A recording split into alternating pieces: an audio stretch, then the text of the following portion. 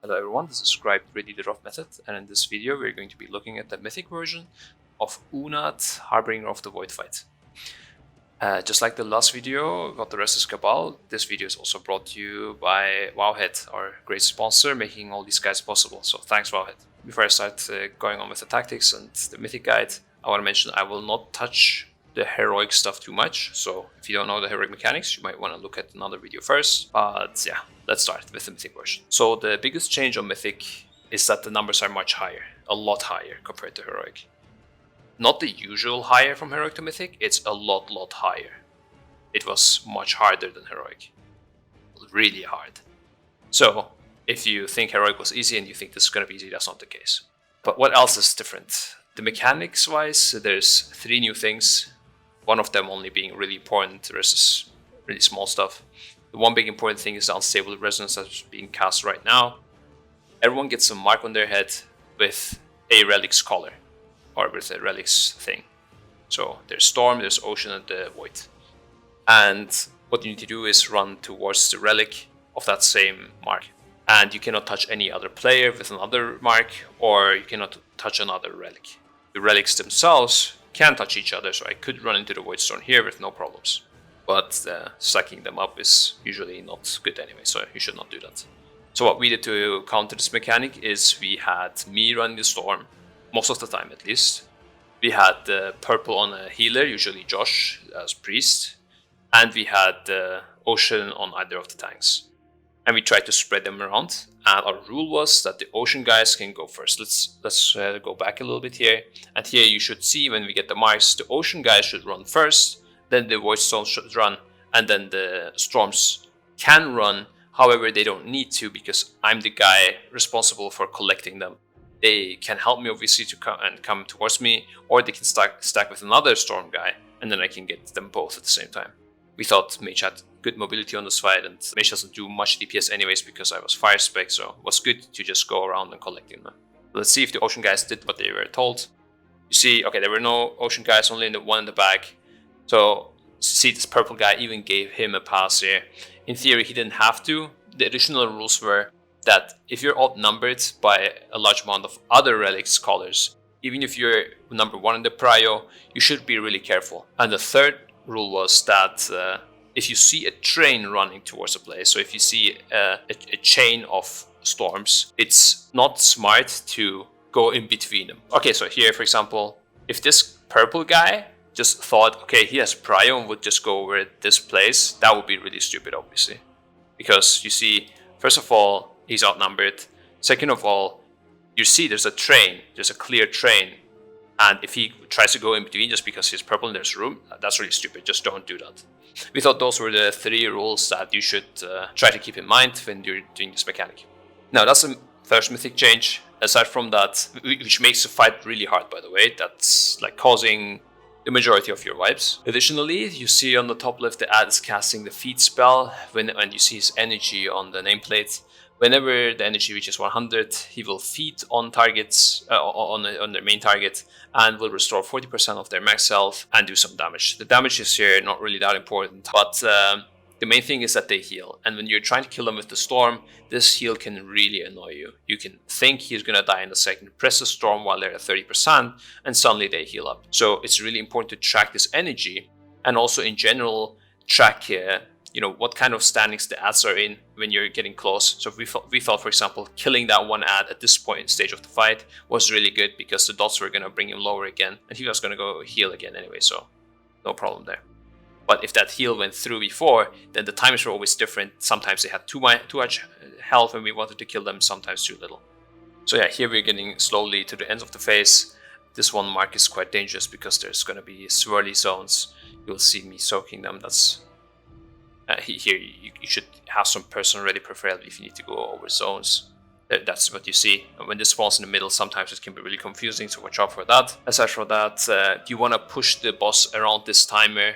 Any second after that gets quite hard because we had warlocks. Right now we're pushing quite late. You'll see probably many other guilds will push them earlier. We had to play with some bad geared warlocks because of our tactic. So yeah, here is the time where we kill them. We pop the Ocean Relic because of the damage reduction, and I start killing them. In theory, I could have used this relic a little bit earlier, but the HP sometimes gets confusing.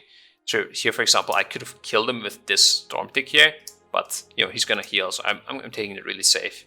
I don't want to have an add up later, and just because I want to gain some phase 2 damage, because that's not too important. So yeah, here I'm placing the relic a bit further away from the group, and right after this ends, the Void Stone will get popped, and we can soak the pools on the ground that would heal the boss. Same as Heroic, literally the same thing. We figured out that Priest was really good at this, and because they can use the cloth legs from this boss to take additional damage at the end of this thing, and have some playroom to drop the relic. Alternatively, you can also drop it in this purple darkness by just soaking 2 things first, or 3 things, I'm not sure, and then you just drop it on the floor, and that's it. Important thing is don't drop it on other relics, and from now on it's really important, guys, to not bait the Oblivion tier on top of the relics. So here we see marks coming again, and the ads, they need to be interrupted very carefully. This was another major thing, because they are not CCable, remember. They are just interruptible. They are also not silenceable, so you need to have them good assigned. You see on the top right, you'll see our notes for the assignments. We had 4 people for each ad, and whenever one person failed, it was a high chance for someone to die at least, and possibly even the wipe. It was a good time here to kill them both, but it was always good to kill the ads with another ad up. The 3 ads with another Undying Guardian. That was a good timer always. We do it here. Potter is gonna Ankh. We figured out also that dying with the relic stops the damage in the raid. So we obviously abuse it with Ankhs. We also use Ankh totems at the start, but then switch out the rest of Shaman. And again, we do the marks. Super easy. After marks, make sure you go away from the relic so you don't bait on them. And also another important thing, guys, when you're doing here the Storm Relic like us, like what we did, don't stand outside there. As you see, there's a fear coming, and if you're not careful, this might catch you. It's also faster on Heroic. Actually, this is another change on Mythic. It even though it's not in the journal, I think, I'm not sure, but it comes faster. You have less reaction time. Again, baiting, and you see again, we're killing the ads with 1 Undying Guardian at the same time, before these marks, or as they are cast. And it's also really important to know where the relics are in the room, especially the Storm one, because in our tactic there, it's in a different place every time. So we're gotta watch out for that. Now again, the bait with the fear is coming, and at 45% the boss will phase, so not much time left. But another thing, soon probably people will be able to skip these caster ads, the 3rd wave. Maybe even they can already do it now because the boss HP got nerfed by 5%. The ads spawn earlier, the big timer that you see. You need to check up in the air. They spawn from the sky, and you can see they're like spawning 5 seconds earlier or something. So if you're trying to skip them by pushing DPS, make sure you know that, otherwise you might burn the boss and then you still get the ads. Here we got the marks and push the boss at the same time. It's an okay push timer. You could do it better, but that was not really our problem, so we're using the relic quite good. We could have used it earlier, but always confusing with the marks, so trying to do it once we know. Obviously you want to use it earlier because you have a 50% damage reduction. Here again we use the Void Stone, and also we use the tank bubble here, by the way. I did not mention, but you can see, of course. So each intermission, 1 tank bubble, easy. And you see the Void Stone is on the ground right now. We left it on the ground. In theory, and healer should have picked it up here, but we didn't have the legs on Lisganon that can break it, and we thought that was really useful. In hindsight, we're not using that anymore, so that could be done by Lisganon this time, but we were so used to Josh doing it, so he did it again. So he loses debuff, he can pick it up again. And we figured out very late. This was actually we figured it out in the kill pool, I think, that he should just collect all of these pools instead of him collecting 1, then reducing his health in the darkness, and then coming out and collect the last one. Instead, he just collected. I think you can collect 6 of the pools with a Void Stone.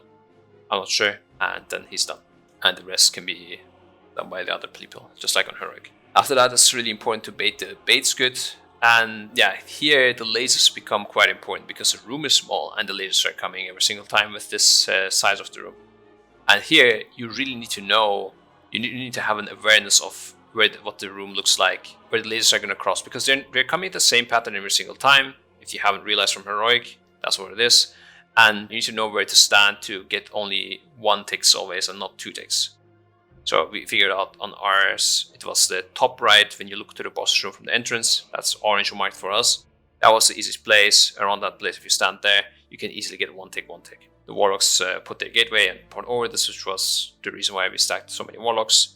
And same with the Mage, can also blink through. Here you see me picking the Storm Relic up before the marks, so that I don't get it, and I can also kill the ads. It's smart to give this task to an Insatiable Torment guy, because he will probably die, and he's gonna make the fight harder, so might as well give him the Storm job, so that he can kill the ads. We're again baiting here, that's the reason I'm moving out. And as soon as the third ad is up, guys, you can kind of start going on the ads. You don't want to go full ham on them, because you don't want to kill them too early. At least that's what we did. You could in theory kill also 2 ads, 2 ads, 2 ads, but we thought killing 3 ads at once was the perfect sweet spot. So we are going to have again the marks. Again, obviously really important marks with mind control with Insatiable Torments. Insatiable Torments should get topped every time before these marks happen. Otherwise, during this mind control, there's a high chance they could die. You see me using an engineering belt here or something. It's getting quite risky. Actually, I didn't even use it because I had Cauterized, I think. Yeah, I'm taking a little bit too much because of that Cauterized. So I wish I actually had procced it there and people didn't shield me and stuff. Here we have a good timer to kill the ads. The timer is, for us it was, the second ad's feet. It's basically what we took was a third laser. Before it comes, we need to press it, because otherwise it feeds and then it makes it harder. We need to DPS it down again, lasers are coming. So we thought this was a sweet spot to kill it all off. I see the feed cast start and I press the button. I kill all, then I'm just trying to focus on dying. Only Perfected dies during this, even though I take so often. That's because he has Insatiable Torment, but that's okay. So here I'm going to take the rest, I'm going to do this drop again.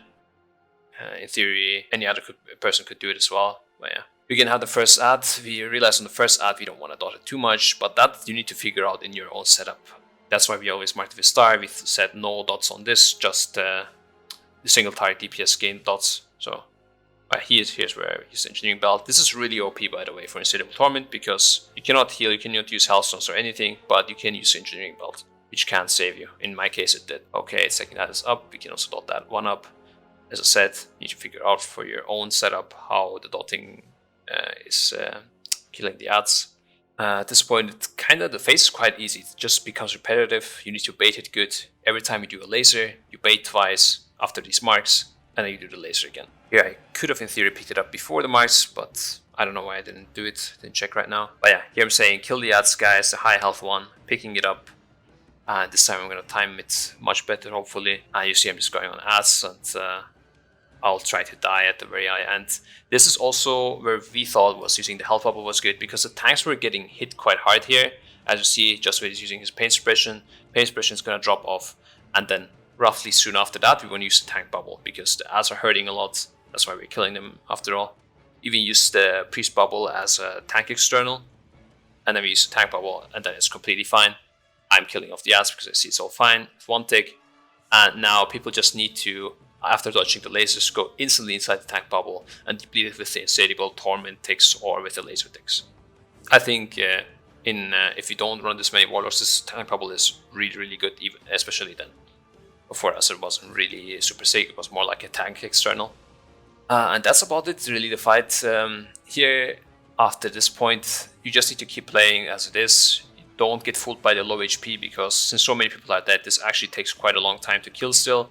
Keeping the ads dotted is still really good, because the less health they have, the less damage they do.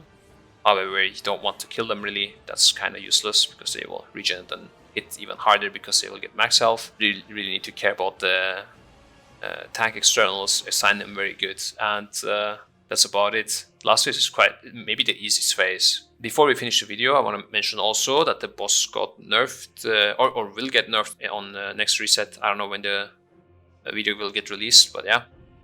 The nerfs are that the boss has 5% less health, which will make the phase 1 push much easier, and last phase obviously. Especially since this is a long last phase, 45% last phase, the 5% is more important. Like on Goon, for example, the last phase was starting from 20% boss HP. So it wasn't that big of a deal when the HP got nerfed. However, here, the last phase starts at 45%, which makes this whole thing a lot easier. Another important thing, when the tank dies here, it's really smart for a person to taunt it. That's what we did. We did have a really unclean kill. Kind of because I rushed the externals on the tanks a little bit too early. I called it out for them, which was bad in hindsight, but I was scared they would not call it, so I just said pain suppression him and iron bark him over there and stuff. But I think if you plan it good, then and your tanks call it good, then it should be no problem. It shouldn't be as risky as I made it happen here. But in the end, we kill it, so I'm happy still. Other changes were that the laser only lasts 4 seconds now instead of 5 seconds. Although I remember it was being 4 seconds anyways, I'm not sure. But yeah, it's apparently 1 second less now. The marks only go on 12 people now instead of 18 and prefer ranged. So that's going to make it super easy. A lot less traffic and a lot more melee friendly. You can easily take 4 melee in this fight now. And maybe also melee healers. Yeah, the darks zones on the first phase of voice crashes, they don't spawn a melee, but that's whatever, didn't really matter. And the ads have 16% less HP. That's actually not that unimportant, because now you can take less dot class and still kill the ads easily off with the Tempest. And now it also might be better actually to kill always 2 ads, because they have less health. You don't really need to rely on the dot damage that much. You can just switch to them and then kill them. Makes it a lot easier for tanks to handle the fight. I think that's about it. Small other tips that you can do is dotting up mind control targets here, like we did on phase 1 here. You should not do that in phase 3, by the way. That's really, really risky. But in phase 1, I think I did it as well. I intentionally ran into it, yeah, getting all the dots here so that they can do increased boss damage. But all of these tricks I don't think are necessary. If you run a proper setup with the boss nerfs as well, you should easily make the skips. But yeah, that's about it, guys. I hope you enjoyed the video. I hope I wasn't too boring. I don't know how long it took. If you liked it, then let us know, please. If you didn't like it, let us also know. Comment, subscribe if you want to know more about these things. If you want to see more guides from me or from other Method people from the next tier, or other videos from Method in general. Other than that, thanks for watching. I hope, once again, I hope you enjoyed it. So see you next time.